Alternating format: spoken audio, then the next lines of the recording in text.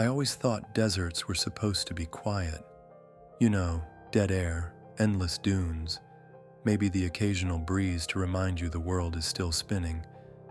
But out here, near the ruins of Palmyra, the silence wasn't peaceful. It was oppressive, like the sand itself was waiting for something. That kind of silence gets under your skin. It makes you think too much and hear things you shouldn't. "Hayes, you're dragging ass again!" Sergeant Owens's voice cut through the stillness, sharp and commanding. He was up ahead, kicking up clouds of fine sand with every heavy step. "Eyes up! This ain't a damn nature walk."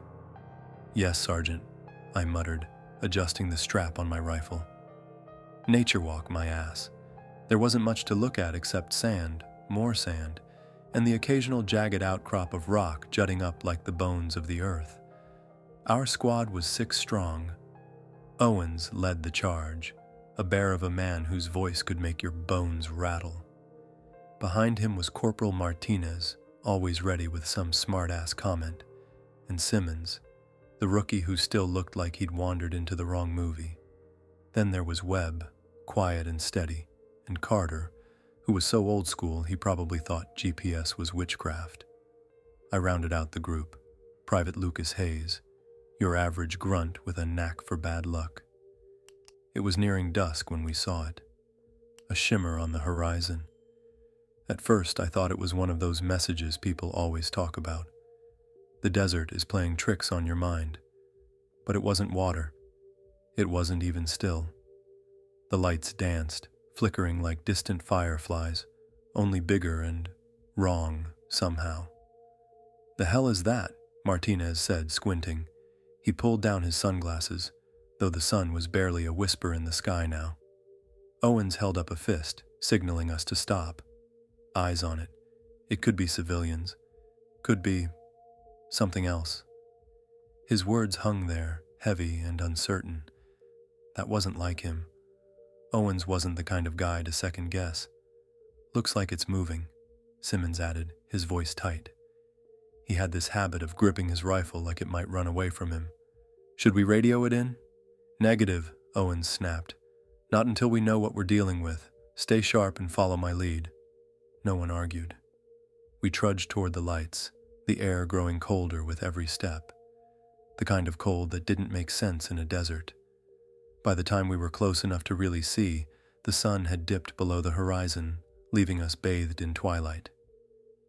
"It's a hole?" Webb finally spoke, his voice barely louder than a whisper. He was right. The light seemed to hover above a sinkhole in the sand, maybe 20 feet across and impossibly dark. "Looks like something out of a sci-fi movie," Martinez muttered, his usual bravado giving way to unease. "Quiet," Owens barked. He knelt at the edge of the hole, shining his flashlight into the void. The beam barely penetrated the darkness, but I caught glimpses of something. Walls, maybe, or carvings. The light seemed to bend around the edges, swallowed by the abyss. "Well, Sergeant?" Carter asked. "What's the call?" Owens stood, his face set in that no-nonsense expression we all knew too well. "We're going down. Webb, secure the ropes. Martinez, you're on point." "Oh, great," Martinez muttered. "Send the guy with the best jokes in first. Real smart plan." But he moved to the edge anyway, checking his gear. I glanced at Simmons. He looked pale, even in the dim light. "You good?" I asked. He didn't answer, just stared at the hole like it was staring back. The descent was slow, the ropes creaking under our weight. The air grew colder the deeper we went, and that's when I started hearing it. Faint whispers, like someone just out of earshot. I'd glance at the others, but no one said a word. Maybe they heard it too. Maybe they didn't. I wasn't about to ask. The cavern we landed in was enormous, the ceiling so high our flashlights barely touched it. The walls were smooth, almost polished, and lined with carvings that made my skin crawl. Strange, twisting shapes and symbols I didn't recognize.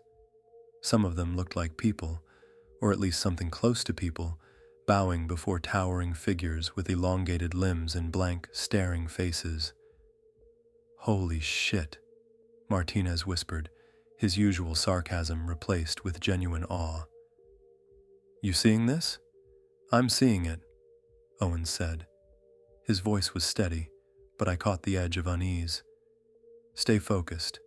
We're not here to play archaeologist. Spread out and secure the area." As we moved deeper into the cavern, the whispers grew louder. Not words exactly, but tones, rising and falling, like a song you couldn't quite catch. Simmons stopped abruptly, his flashlight shaking in his hands. "Something moved," he said, his voice barely audible. "Where?" Owens demanded, swinging his own light around. "Over there," Simmons pointed toward a shadowy corner. "I saw it, I swear." "You're seeing things," Carter said, but his voice lacked conviction. "It's just shadows." "No," Simmons insisted. "It wasn't a shadow. It was watching me." "Enough," Owens snapped. "Everyone stays together. No one goes wandering off. Understood?" We all nodded, though I could feel the fear settling in like a second skin. Whatever this place was, it wasn't just some forgotten ruin. It felt alive, like the walls themselves were breathing, and the deeper we went, the stronger that feeling became. I don't know what we were expecting to find down there. Treasure, maybe. Answers. Something we could understand. But what we found, it wasn't meant for us. After an hour of cautious exploration, the cavern opened up into a massive chamber, larger than anything I could have imagined. The walls were covered in the same eerie carvings, their lines glowing faintly as if responding to our flashlights. At the center of the room stood an obelisk, a towering black structure that seemed to drink in the light around it. "Holy shit," Martinez breathed, stepping closer. "This thing, it's alive, isn't it?" "Get back," Owens barked, but Martinez didn't listen. He reached out, his hand brushing the surface of the obelisk. The moment he touched it, the air seemed to crackle with energy. "Martinez, don't!" I shouted, but it was too late. A deep hum resonated through the chamber, low and guttural, like the growl of some ancient beast. The obelisk's glow intensified its veins of light, pulsing in time with the hum. "What the hell is that?" Carter muttered, gripping his rifle tighter.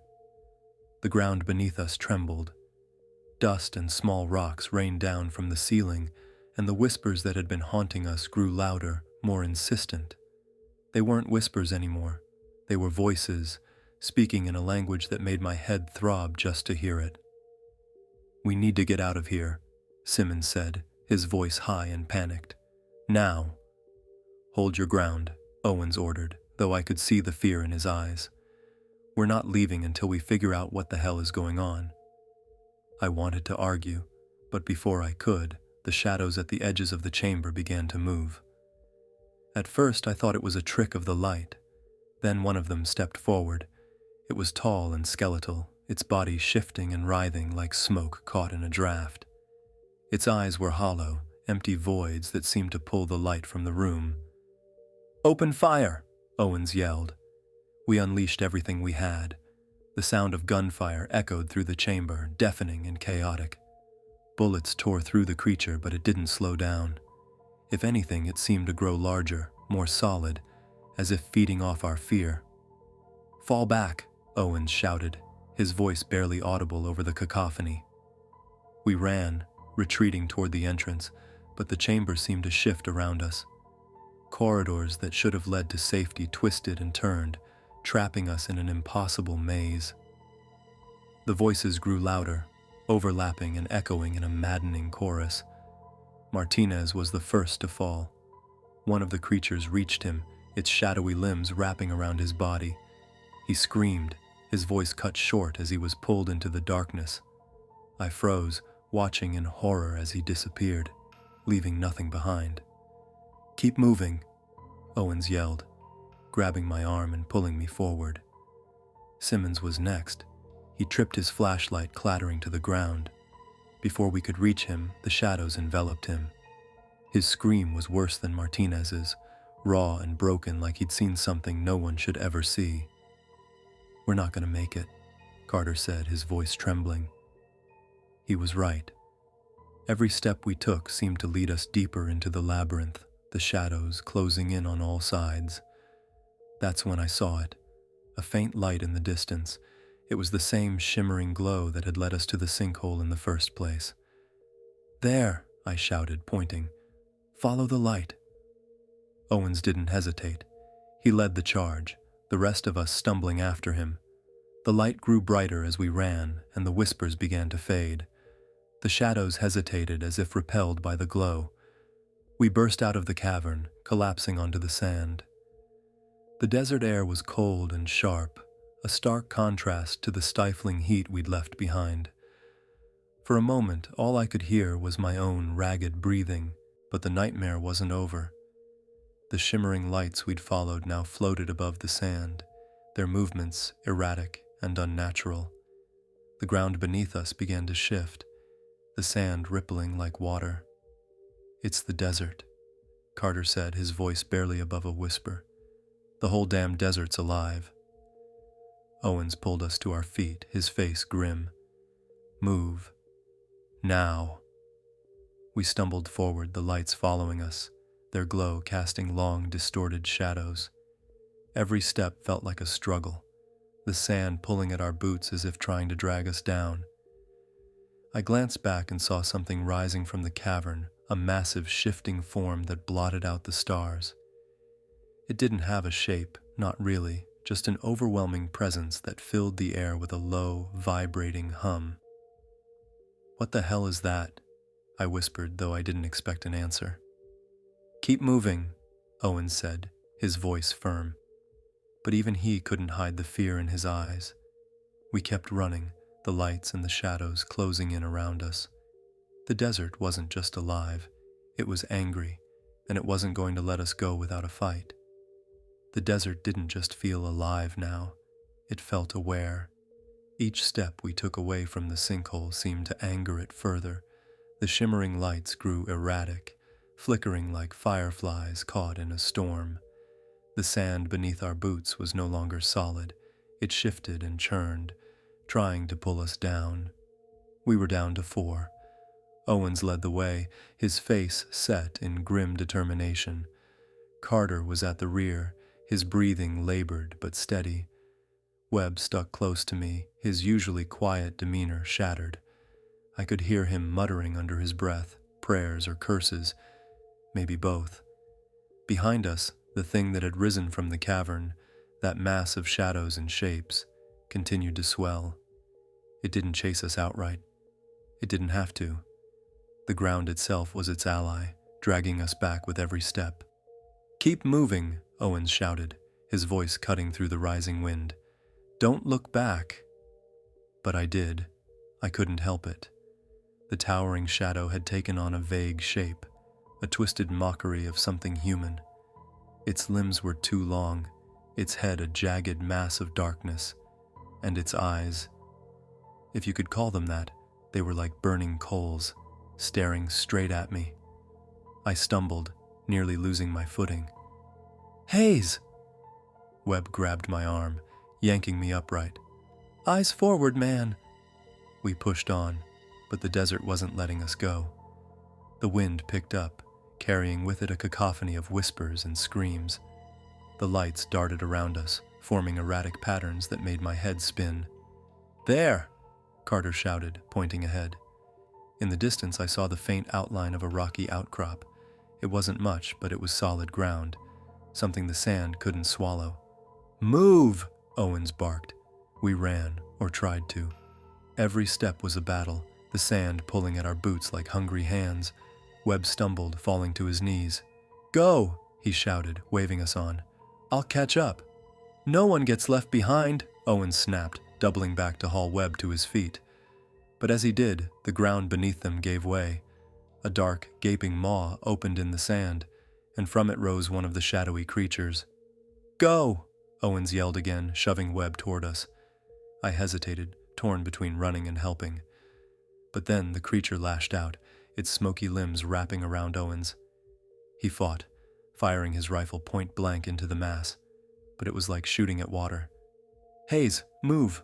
Webb screamed, grabbing my arm. Together we stumbled forward, leaving Owens behind. His screams followed us, echoing in the wind until they were swallowed by the whispers. We reached the outcrop, collapsing against the jagged rocks. The solid ground felt like salvation, but it didn't stop the whispers or the lights. The massive shadow loomed closer, its form twisting and writhing. Carter was the first to speak. "We're not getting out of this, are we?" "Shut up," Webb snapped, though his voice shook. "We just need a plan." "A plan?" Carter laughed, a bitter, broken sound. "The plan was to get out alive, and look where that got us." I didn't say anything. My mind was racing, trying to make sense of what we'd seen. The obelisk, the shadows, the desert itself. It all felt connected, like pieces of a puzzle we weren't meant to solve. "The obelisk," I said finally. "It started when Martinez touched it. Maybe we have to go back." "You've lost it," Carter said. "You want to go back into that?" He gestured toward the shifting sands, where the shadows writhed and twisted. "He's right," Webb said quietly. "This thing, it started down there. Maybe it ends there too." Carter looked between us, his expression torn. Finally, he sighed. "If this gets me killed, I'm haunting you, Hayes." "Deal," I said, trying to muster a smile. The trek back to the sinkhole was slow and harrowing. The shadows seemed less interested in us now, as if they knew we were returning willingly. The massive form above the desert had grown larger, its edges blurring into the night sky. It wasn't chasing us, but its presence was inescapable. When we reached the edge of the sinkhole, I felt a strange sense of calm. The whispers were quieter here, almost expectant. The obelisk still stood at the center of the chamber, its dark surface pulsing faintly. "What now?" Carter asked. "We finish this," I said. I didn't know what that meant exactly, but I knew the obelisk was the key. Webb and Carter followed me down the ropes, their movements tense and deliberate. When we reached the bottom, the air was thick, almost viscous. The carvings on the walls glowed faintly, their shapes shifting when I looked away. I approached the obelisk, my heart pounding. The closer I got, the more I felt its pull, like it was drawing me in. I reached out, hesitating for only a moment before pressing my hand against its surface. The hum returned, deep and resonant. The glow intensified, and the whispers became a single, unified voice. It spoke in a language I couldn't understand, but the meaning was clear. A warning, or maybe a demand. "What's happening?" Webb shouted, but I couldn't answer. The obelisk's light enveloped me, pulling me into its depths. For a moment, I saw everything: the rise and fall of civilizations, the endless expanse of the desert, and the thing beneath it all, waiting, watching. When I came to, I was back on the surface. The sinkhole was gone, replaced by smooth, undisturbed sand. Webb and Carter were beside me, their expressions dazed. "What did you do?" Carter asked, his voice barely a whisper. "I don't know," I admitted. "But I think it let us go." We didn't talk much after that. We just walked, leaving the shimmering lights and shifting sands behind. The desert felt quiet again, but it wasn't the same. It would never be the same. As we reached the edge of the dunes, I looked back one last time. The horizon was empty, but I could feel it watching, waiting. The desert had claimed its toll, and it would wait as long as it took for more. Thanks for watching. What did you think of the story? I'd love to hear your thoughts in the comments below. If you enjoyed it, don't forget to hit that subscribe button so you don't miss more stories like this.